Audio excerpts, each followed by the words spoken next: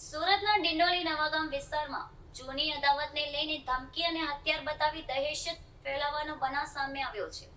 ફરિયાદના આધારે પોલીસે આરોપી વિરુદ્ધ ગુનો નોંધી તપાસ શરૂ કરી છે અને આરોપીઓને ઝડપી પાડવા કાર્યવાહી હાથ ધરી છે. સુરતના ડિંડોલી નવાગામ વિસ્તારમાં જૂની અદાવતને લઈને ધમકી અને હુમલાનો બનાવ સામે આવ્યો છે. મળતી માહિતી મુજબ ડિંડોલી નવાગામ ખાતે રહેતા ભૂષણ બંસીલાલ પાટીલ અને દયાવન ઉર્ફે બંટી પાટીલ વચ્ચે કોઈ કારણોસર અગાઉથી વિવાદ ચાલતો હતો.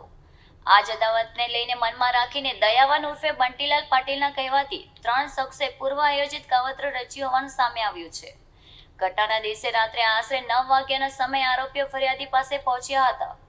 આરોપીએ ફરિયાદી સાથે ગાળાગાળી કરીને ઉશ્કેરણીજનક વર્તન કર્યું હતું. ત્યારબાદ ચપ્પુ અને ધારીઓ જેવા ઘાતક હથિયારો બતાવી ડરાવવાનો પ્રયાસ કર્યો હતો. એટલું જ નહીં, ફરિયાદીને જાનથી મારી નાખવાની ખુલ્લેઆમ ધમકી પણ આપવામાં આવી હતી. ઘટનાની વિસ્તારમાં ચકચાર મચી ગઈ હતી. ભોગ બનનાર વ્યક્તિએ સમગ્ર મામલે પોલીસને સંપર્ક કરી ફરિયાદી નોંધાવી હતી. ફરિયાદના આધારે પોલીસે આરોપીઓ વિરુદ્ધ ગુનો નોંધી વધુ તપાસ શરૂ કરી છે. પોલીસ દ્વારા ઘટનાના તમામ પાસાઓની તપાસ શરૂ કરવામાં આવી રહી છે. સાથે જ આરોપીઓને ઝડપી પાડવા માટે કાર્યવાહી હાથ ધરવામાં આવી હોવાનું સામે આવ્યું છે.